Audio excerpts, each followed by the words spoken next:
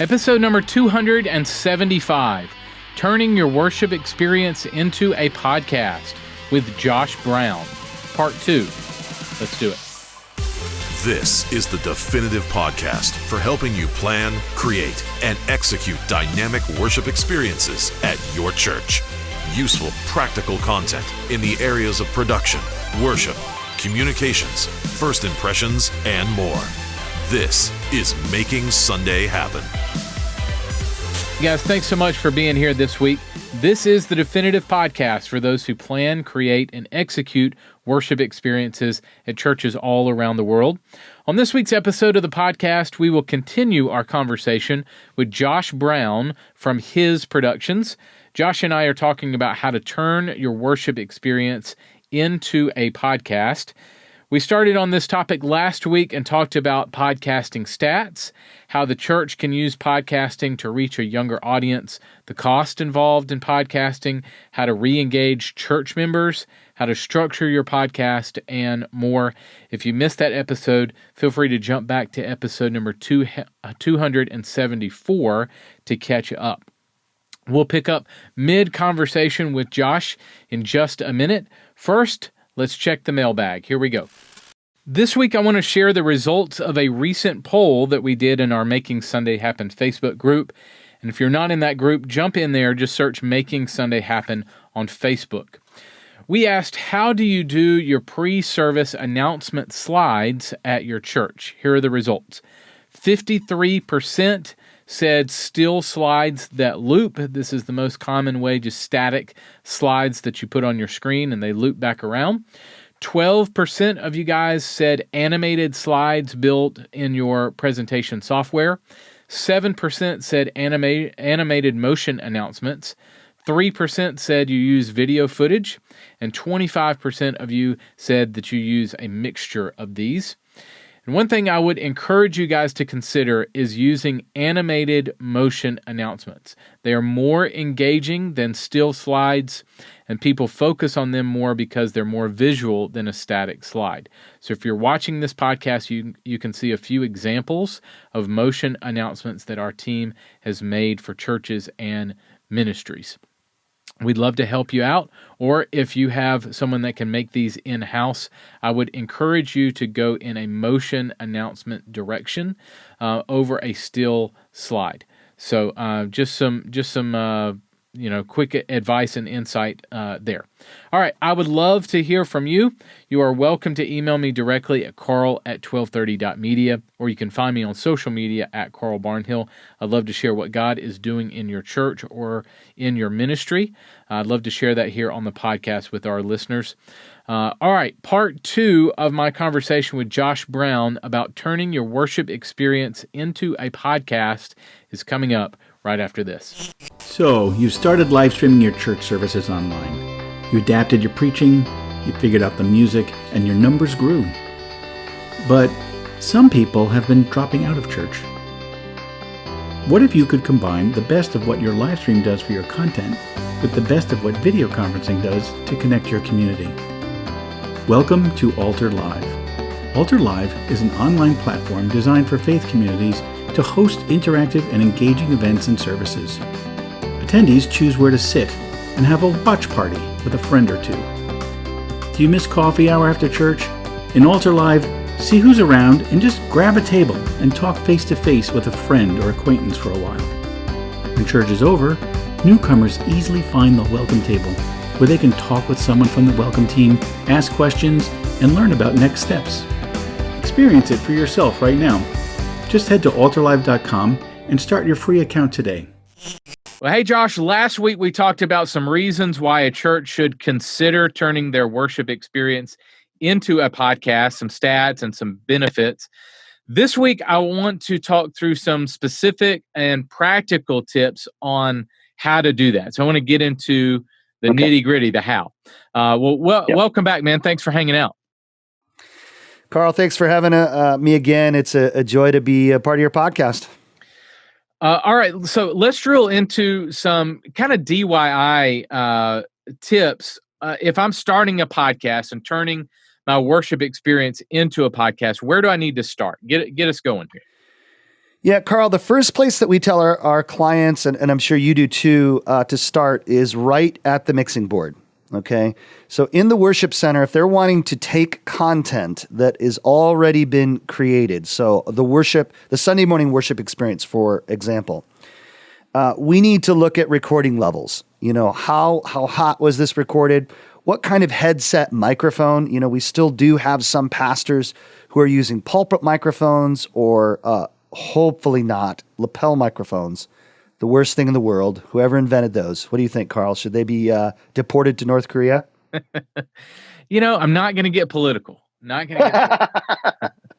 I'm not a fan of pretty much any omnidirectional microphone. So your listeners and viewers, as a producer, we are not fans of omnidirectional. So we would say go to the mixing board. You need to have a reasonable recording level, far below unity gain. In the digital world, we want to see your peak transit dynamics be around -6 dBs at their highest point. So -12 to 15 is fine. We never want to see that top transient get anywhere to 0.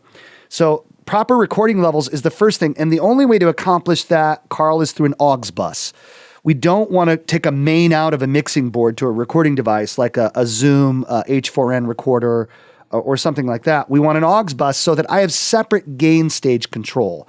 I want to be able to control so that if I see Mrs. Smith in the back row straining to hear the worship and the pastor speaking, and then my sound guy slowly boosts the fader in the house, I don't want that to in turn boost my recording and cause clipping and distortion. So I need a separate aux bus to be feeding my recording chain. So recording chains are our first thing. Then we talk about EQ. The number one thing, if you have anything to do with EQ, please, please, please engage your high-pass filter. And if you have a sweepable or parametric equalizer high-pass filter, find the sweet spot of where that dip needs to take place. And for those that are listening or watching, you don't know what a high-pass filter is, all it is it's telling us a threshold within the frequency spectrum from 0 hertz up to 20,000 kilohertz. Where am I allowing sound to get through? Most mixing boards, Carl, 100 hertz is where they start. But a lot of times 120, 130, maybe up to 180 is better suited depending on the person's voice. So right there, high pass filter and aux bus. And then we talk about what kind of microphone are you using? I like to talk about things, Carl, in a Yugo, Buick, and Cadillac kind of way of approaching things. There's a Yugo way to do it. The Buick is the Countryman microphone, headboard microphone.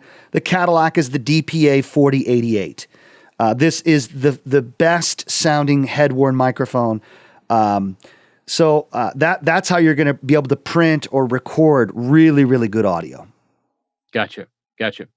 Okay. I think one of the major pieces that I heard from you that I love is the separate mix. Make sure that I am mixing for the house on one side and mixing for the recording on another side and monitoring both. Really, really good. Okay, so let's talk about content. What should the content of my podcast consist of in a church? So how am I is it just the sermon? Do I need to build on the sermon? Give me that content, the main content meat. What should I focus on?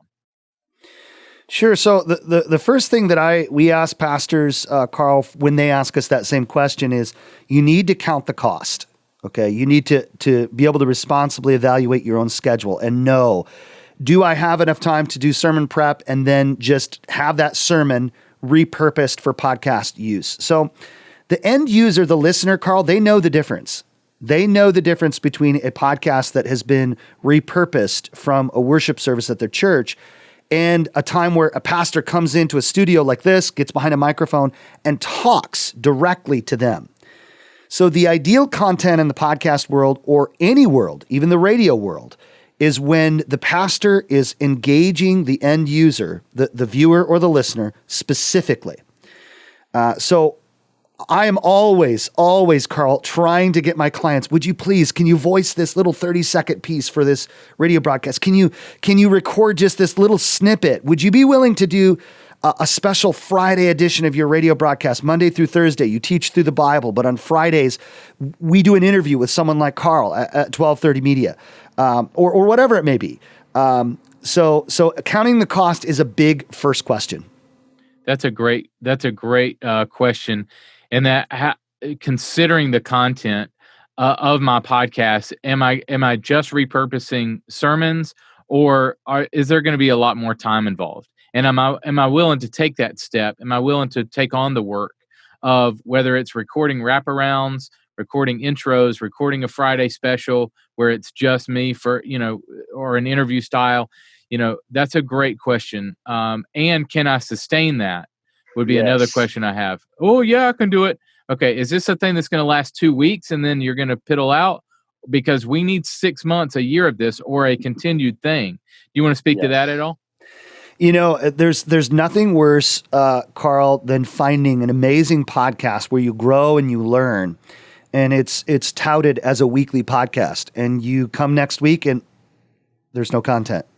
You wait another week, there's no content. Unsubscribe, guaranteed. You're done. You're out. You're not gonna engage with that. So counting the cost is important. Now, I want to say as a caveat to that statement, though, if you count the cost and you recognize that customized or specialized content for your viewers or listeners is not attainable right now, that doesn't mean that you shouldn't start at ground zero and repurpose your sermon content. You should. In 2020, it does not matter who you are. You've got to have a podcast. A church has to have a podcast. You have to do this. And if your time right now in the season of life as a pastor, if all you can do is send it to 1230 or send it to his productions and allow us to repurpose it, do that. You've got to do it. And then take some baby steps. We'll help you. Carl and I can help you and guide you through even scheduling and planning. Okay, how do I even get a guest on my show? How do I even do this? How do I bring their call into the recording DAW? How do I do these things?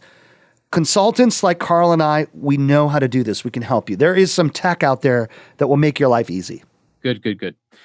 Okay, what format do you suggest? Is there more benefit to a talking head style versus an interview style? What are your thoughts on that?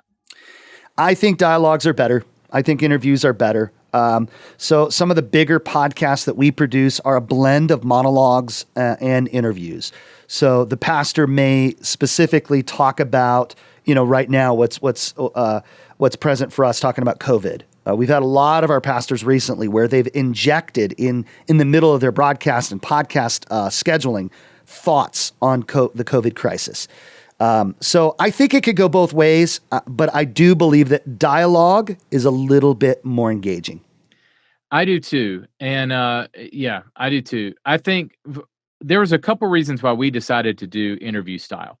One, I don't want to listen to myself talk for 30 minutes straight. That's a piece of it. Me neither. Two, that's a lot of content to create.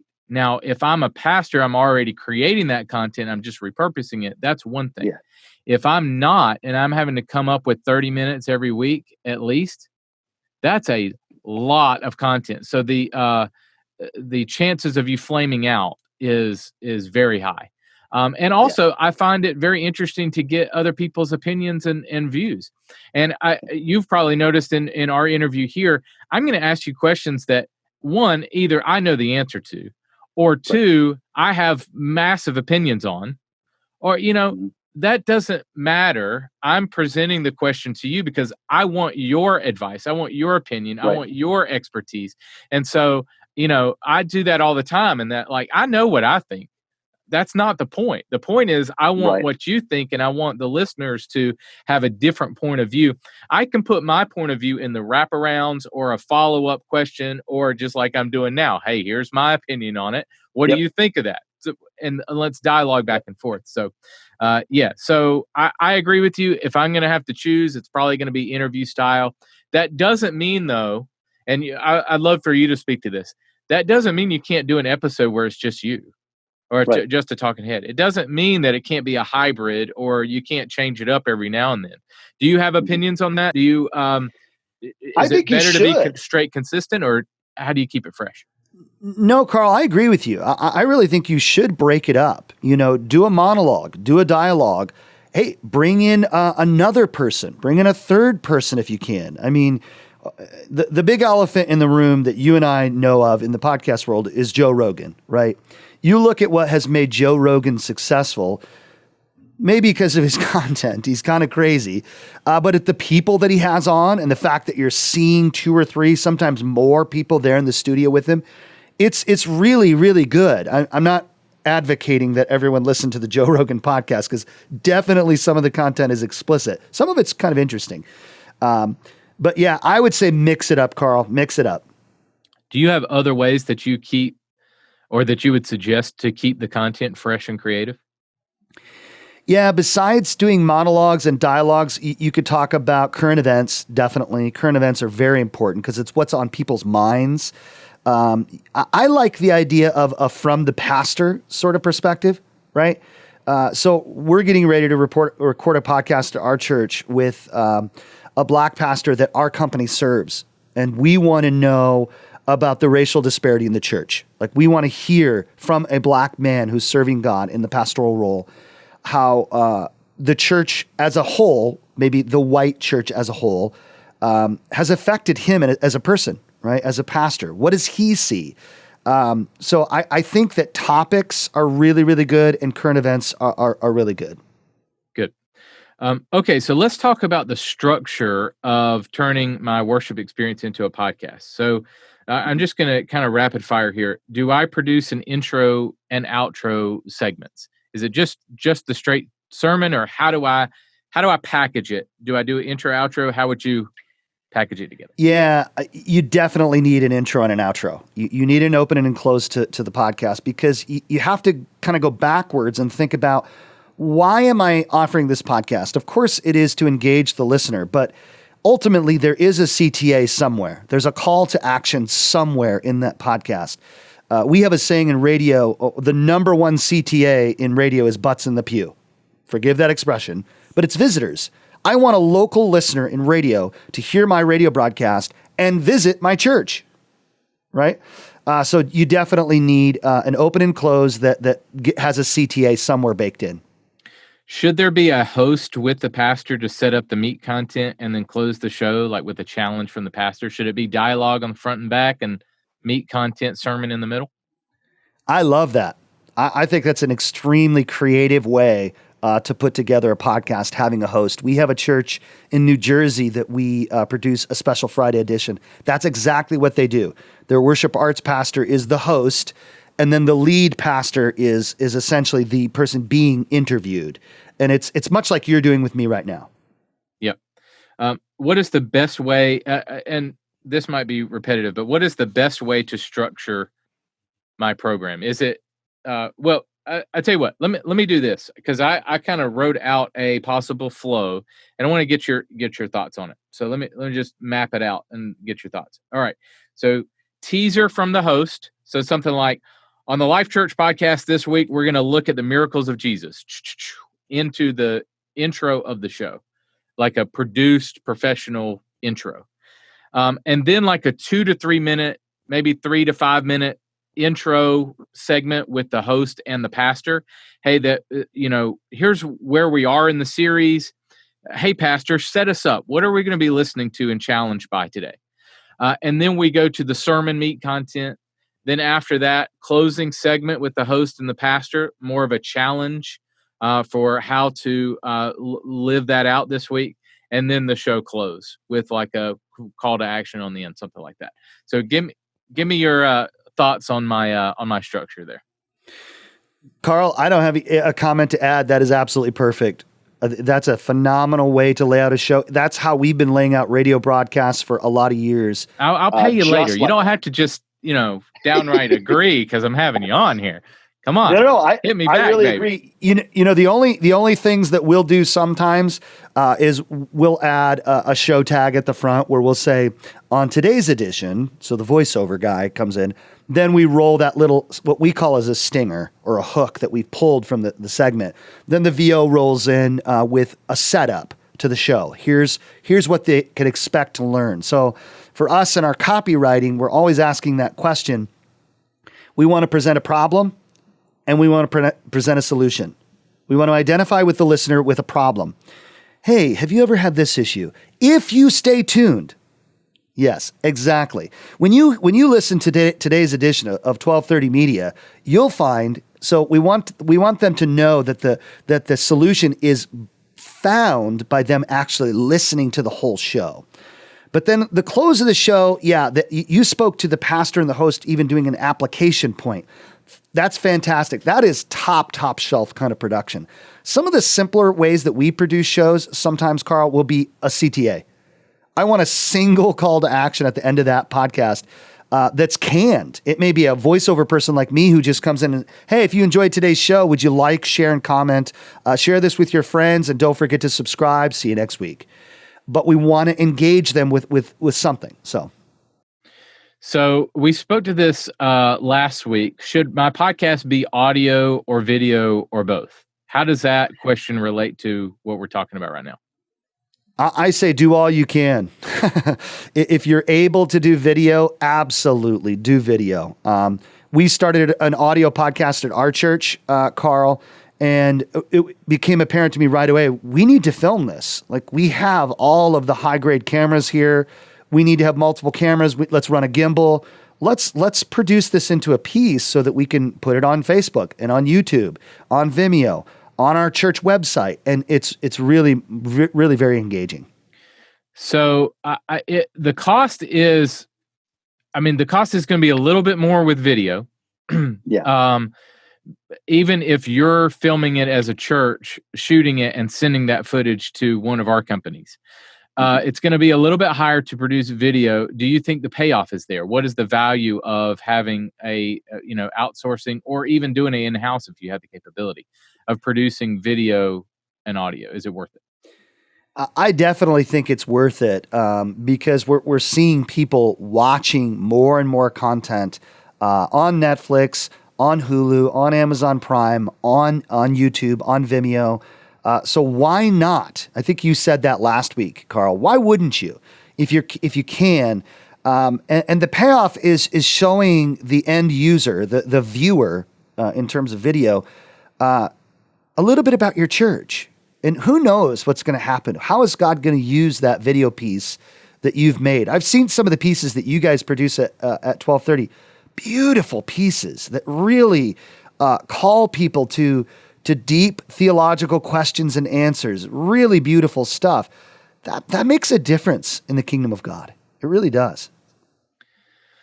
Give me some tips on the recording and production of my podcast. So let's talk about gear, but let's say, let me ask it this way: how much does poor quality audio and production value matter when sustaining an audience? If my video is terrible, if my audio is terrible, are people going to turn off? So here's a prime example, listener and viewer, where Carl knew the answer. He knows the answer to this question. So the number one component of a good video is the audio. I want to say that again. Listener, viewer, the number one component of video is your audio. Why? Because people will bear with an iPhone person, just doing a cruddy video on the beach. If they can intelligibly hear what the person's saying, but they're not going to watch a video on a 6K Blackmagic cinema camera if the audio they're going to change the channel right now. So it is crucial, absolutely paramount, Carl, that your audio is the very best that it possibly can be. And it's not that hard to do it well. But I would tell people, in the purchasing or budgeting of tech for video, start with audio. Start with audio. And then slowly add, hey, my church, Carl, we're a church of 1,000 people. It's not a very small church, not a huge church either. You know what we started on? 2 iPhone 10s with Moment glass and a Movi gimbal robot. And we made beautiful 4K, 24 frames per second videos with phones in our pocket.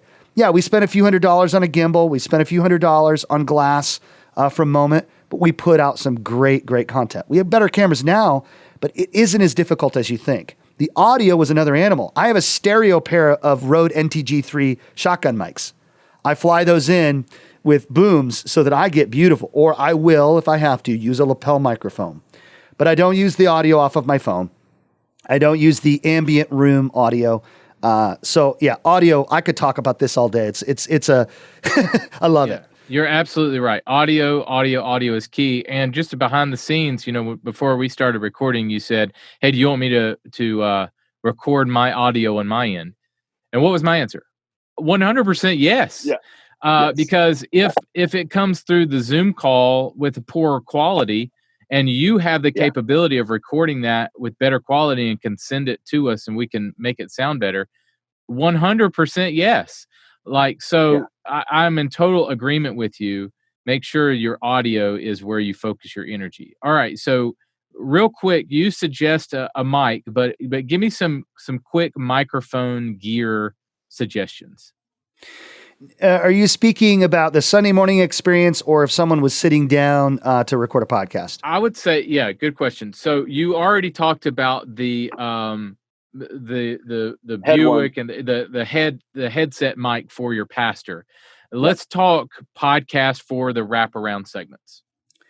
Yeah, so I'm a huge fan of the Shure SM7B, which viewers, you can't see this. Carl has one of these. This is a dynamic microphone. They're it's insane. The audio quality that comes from this microphone is insane. If you couple this with a cloud lifter, your mind will be blown. I mean, the sound is very, very close. This microphone that I'm talking in right now is a Neumann BCM 104. It's a $1,000 microphone. I'm running through all UA conversion in my studio, and my voice is being processed through an Avalon 737 SP. It's a $3,000 outboard box. Very, very expensive equipment. I do voiceover for a living. The SM7B, listeners, viewers, very, very close. So I would call the SM7B the Buick, and it's the all-around right choice for most churches. Now, here's a shocker for you, Carl. Rode microphones. I don't have a lot of Rodes here in my studio, but they have a microphone called the Rodecaster. And then they have a Rode Mic Pro. This is a $99 dynamic microphone. Fits on a scissor boom just like these here. I have been blown away with the audio quality that comes out of that $99 podcast microphone. So that would be the Yugo. Now, if you want to go to the Cadillac, you're looking at a Mojave, you're looking at a Neumann, you're looking at some higher end microphones. Warm Audio makes some beautiful. Their U87 knockoff, which is like a $6,500 microphone. The Warm Audio $900 unit. I own two, a stereo pair. Phenomenal microphone. So yeah, I would say the Yugo would be the Rodecaster, though it is very, very good. The Buick would be the Shure SM7B with a cloud lifter. The Cadillac would be a Neumann or a Mojave or something, a large diaphragm condenser microphone. What I'm going to get you to do is put some of this, and we can even link over to your website if you have something pieced together.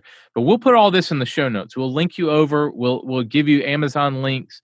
We'll map this out for you so that you know exactly where to go and what to do. So if we're over your head, just kind of read the show notes and we'll show you where to go. Well, I could say too, Carl, and I don't know if you guys do this, but anyone can call us here, His Productions, and we will do a 100% free consultation.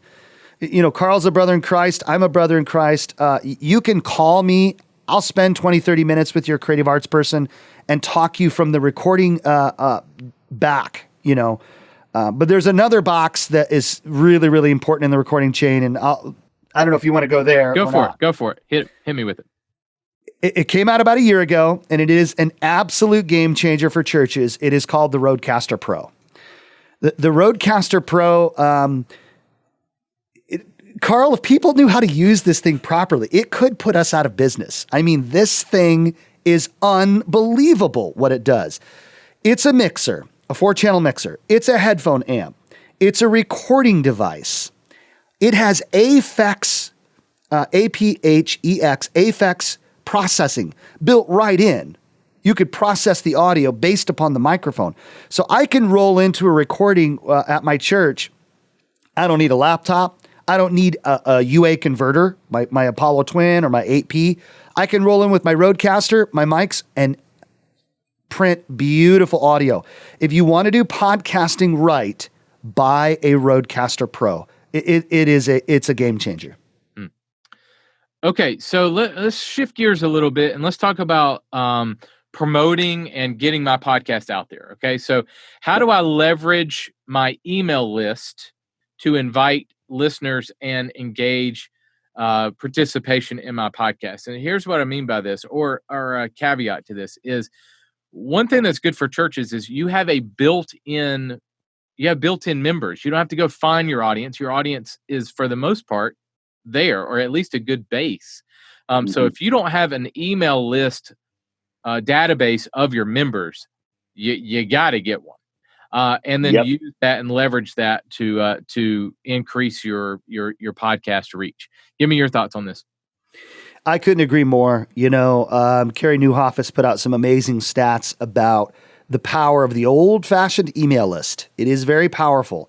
And it cuts through the noise of a lot of things that people are getting hit with. Facebook ads, Instagram ads, Twitter ads, so forth, YouTube ads. We're all pretty sick and tired of ads. But something that comes to our inbox does feel more personal. That's probably another conversation. But I would definitely, what we do, Carl, is we encourage churches to think about podcasting with their congregants as an evangelistic tool. So if I do an in-service at a church where I'm consulting and I may say, hey, you might be sitting here and you want to tell your neighbor about Jesus, but you're not ready to go and knock on their door and say, if you don't confess and repent, you're going to go to hell. You may not be ready to have that kind of confrontation with someone with the gospel, but you can take a podcast link. You could post that on your Facebook page, your own page, and you could tell people what's important to you. Your friends and your family see that. Why is Carl listening to this podcast from Life Church? I think Carl's a follower of Jesus and he wants to grow as a leader and as a person in Christ. And so that they get it. They see it. Sharing personal referral is the number one thing to conversion, essentially. So that's where I think they need to leverage podcasting. All right, let's hit on distribution. So what are some of the best free and affordable podcast distribution networks out there? How do I get it out there? Yeah. So the number one thing that you need is you need a sermon engine somewhere that is actually generating what they call an XML or RSS feed. It has to live somewhere. This can be on your website. There are companies like Subsplash. There are companies like Network CMO, Sermon Player. There's a lot of companies out there that will create essentially a media player for your website, for your distribution, and then they're going to give you this long snippet of code. You're going to take this snippet of code and you're going to do what we call syndication. You'll take that code and you're going to basically add it to as many podcast directories or repositories as possible. The two most notable is iTunes and Spotify. And here's a free tip, friends. I think it was 3 months ago, the stats on the Spotify directory, they are quickly approaching the same level of content as iTunes. And iTunes is a behemoth. They've been around a long time. Spotify, you need it. SoundCloud's another one. Stitcher, TuneIn. There's a lot of different. You need to be on Google Play, for Android users. So we tell our people there are 4 that you gotta be on. iTunes, 100%. Google Play, gotta be on it. SoundCloud, gotta be on it. Spotify, gotta be on it. Those 4. Anything else is gravy. Yeah. So we use Anchor, and Anchor does a great job of spitting it out to all of those platforms, and does a great job of distributing that to and kind of takes some of the legwork out of going to all those platforms individually. Do you have any experience with Anchor? Man, I don't. I'm excited to hear about that. That's a free platform. Free platform. Anchor.fm Wow. is you Cool get tip. you get one link and it spits it out to all of them. So it takes a lot of your admin work out of the way. Free. And the stats are fantastic. You can look on their app and see how you're doing very quickly. So yeah, okay. What are some great ways to promote your podcast? So you have a built-in audience with your congregation. You can obviously talk about it on Sunday, but what are some ways that you can promote the podcast? I think you hit on it earlier, and it's probably the best way is definitely your MailChimp or your email list. Throw that out, encourage people to share, but cross promote that on other platforms, right? Use Facebook, use Twitter, use Instagram, use YouTube, use Vimeo, and depending on your church's budget, if you have a social media manager as part of your creative arts team, you may even decide to do some ads. You may not boosting. Hear me when I say that. Not boosting a post, but an actual Facebook ad to kind of get that out. Don't be afraid in your town to use yard signs. Don't be afraid to use bumper stickers. Don't be afraid to use T-shirts, old-fashioned, what we call merch, right? Merchandise. Don't be afraid to use some of those things. But we have found the best thing, Carl, is to engage your congregation, to consider the podcast as an evangelistic outreach tool. It's just like the old-fashioned tract. Think about it like the Bible tracts that we used to hand out door to door. That's what a podcast is. If you tell your church members to do this, they will. And we're hearing God stories all over the place, Carl, where people are kicking the tires, checking out who Jesus is. They listen to a podcast, and then 6 months later, they're at the brick and mortar location. They're at the church. And they may have only come, oh man, I didn't know there were Christians like this. There aren't Christians who are covered in tattoos. They used to kick those guys out. Yeah, it's a great way to reach out. Good. All right, one kind of last topic in our few minutes remaining together, and that is the idea of consistency and longevity. So we hit on this a little bit earlier. I would say the number one question that we get asked with our podcast is, how do you not flame out? How do you continually crank out so much content? So I'd love your take on consistency and longevity. Yeah. Those are really, really important questions. And I think it comes down to the systems, Carl. I think it comes down to scheduling and block scheduling to me is the key to a successful life. If I don't block schedule, it's going to be trouble for me because I just have so many plates spinning. So counting the cost, but I think cranking out content, the cool thing is that what you've done here, Carl, is you've asked another person to be a part of that. So some of the content for the 1230 podcast is coming from his production's knowledge base, which is a great way to do that. And you've mentioned that. So I think, scheduling, just knowing, I know that the first Friday of every month from 9 a.m. to noon, I'm cranking out next month's podcast. That's what I'm doing. It's what I'm doing. All 4 of them. Bang. Just get it done. Do it. Get it done. Okay. Because I don't know how your company works, but in the radio world, I work 8 weeks into the future. My radio shows, the 80 shows that my team produces, were produced into August. That requires very careful mechanics. We have copywriting, voiceover, editing, then production assembly. So the other thing I think that will help content is start talking to your congregation. Start asking for stories. Start talking to the team leaders at your church. I bet you that the kids' min director at your church has a cool story of someone that they just bumped into when they were checking their kid in that they might be willing to come and talk to you about, that God moved in this cool way. It's an old-fashioned testimonial, Carl. Testimony time, a story. So I think you can start polling people. You create a Google form, throw it on Facebook, ask people to just say, hey, would you be interested in coming on and telling us how God delivered you from cancer? Or how God provided for that bill to be paid when you didn't know what was going to happen, or how you recovered from COVID. Most of our stories right now at our church are COVID stories. How much pardon my French here, how much has it sucked to go through this COVID thing? Can you tell us about that? And then can you tell me how God's been faithful through the COVID process? And we've seen some really cool stories. So start digging and looking for people to tell you things. Yeah, I agree. And I think being intentional about putting a person to that's on their job responsibility to curate those stories, I think might be good. Communications director. Yes. Yep. A couple of things I wrote down is produce in bulk. We talked about that. That is the number one way that we survive doing the podcast is to produce, like, just as you said, we're mapped out on who's on the podcast into next year.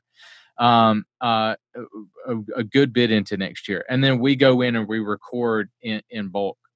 to get it done. Also, and this isn't a sales pitch, but outsourcing. You be responsible for the meat content and for the recording end of it. Then send that to a 1230, send that to a His Productions, and have them piece it all together.